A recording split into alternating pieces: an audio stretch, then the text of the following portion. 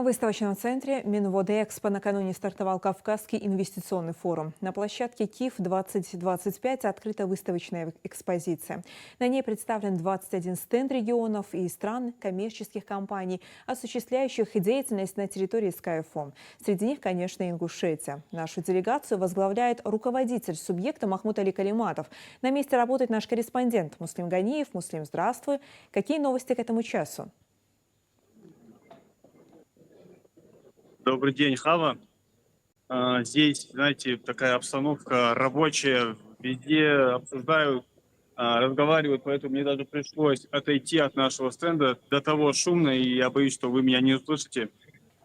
Буквально полчаса назад завершился пуск газа для нужд агрокомплекса «Сунжа».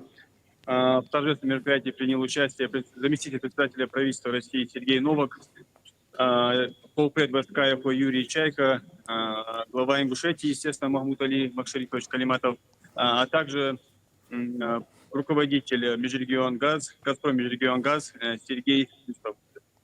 Для газификации второй очереди предприятия проложен газопровод протяженностью почти 6 километров, смонтирован пункт редуцирования газа, а также выполнены пусконаладочные работы. Предприятие должно стать одним из самых крупнейших тепличных комплексов на Северном Кавказе. Суммарная площадь теплиц, видите, до того шумно, суммарная площадь теплиц составляет 22 гектара, объем по производству до 22 тысяч томатов и огурцов в год. Давайте послушаем, что говорят глава Ингушетии Махмуд Али Калиматов по этому вопросу, а также руководитель Межрегионгаз, Газпром Межрегионгаз Сергей Юстов.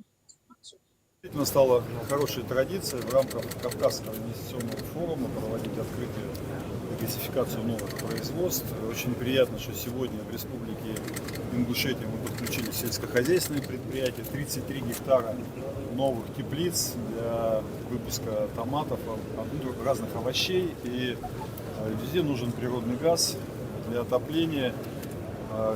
Масштабнейшая программа реализуется в Северо-Кавказском федеральном округе. И хочу вам сказать, что мы построили за последние 4,5 года более 1200 километров газораспределительных сетей, обеспечили газом новые курорты, и Мамисон, и Ведущий, и Армхи сейчас будем. Армхи, вот Армхи, вы да, делаете детские Эрзи. Эрзи, и это огромная программа. Конечно, очень важно, что подключаются люди. 50 тысяч домовладений в рамках программы догазификации.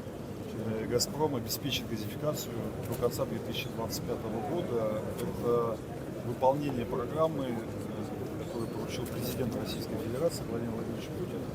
Очень важно, что здесь и подключение социальных объектов, школ, больниц, ФАПов. Мы буквально недавно Махмуд Али Макшарифовича подключали школу к природному газу. Это все в рамках программы догазификации. Обширная программа и хорошая традиция. Все новые и новые объекты подключайте в Ингушетии и в других северо-кавказских республиках. Расскажите, пожалуйста, о перспективах развития детского нашего лагеря Эрзи, где планируется в ближайшее время проведение газификации. Что для региона? Во-первых, все у нас обсуждено, протокольно определено, но есть сложности, потому что там более 40 километров.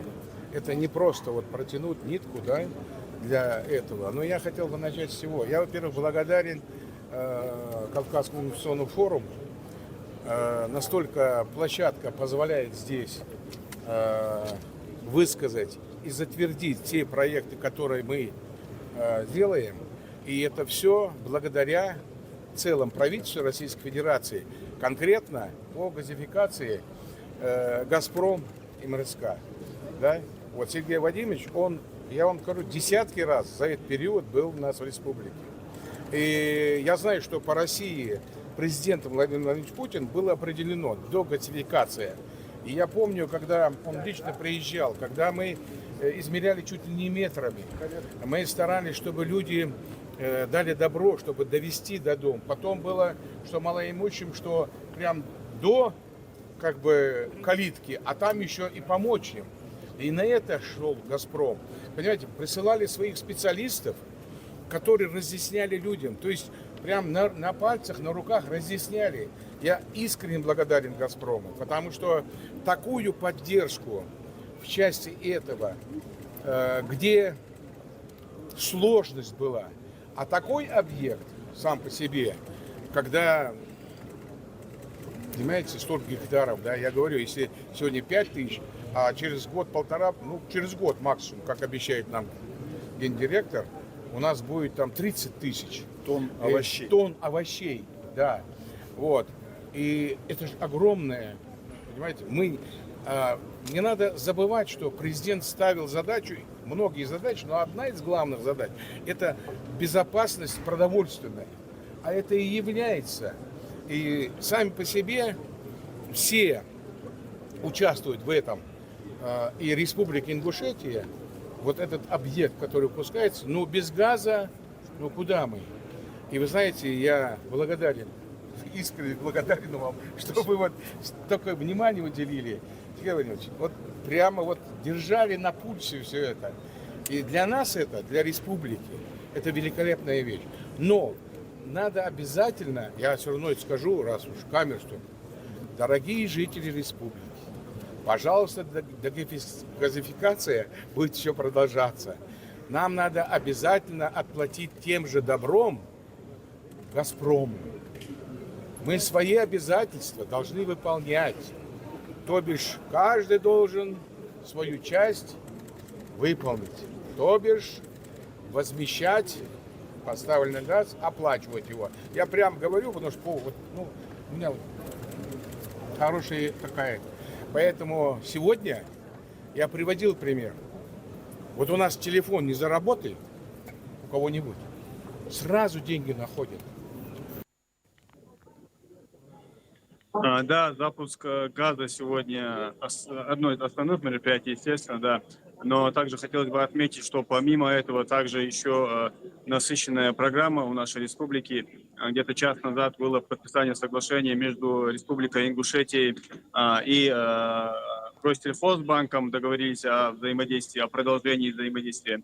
Также сегодня заместитель председателя правительства Ингушетии Юсуп Дурабов общался с делегацией из Беларуси, в том числе и глава после пообщался с ними. Прямо сейчас за моей спиной проходят переговоры с меценатом, предпринимателем, руководителем группы Сафмар Михаилом Гусариевым, глава республики и предприниматели обсуждают дальнейшее взаимодействие Ингушетии и фонда. Так что после нас ждет еще подписание соглашения между Республикой Ингушетия и Дагестаном, а также с Кабардино-Балкарской республикой. Ну а вечером основное мероприятие заседание пленарки. Алла?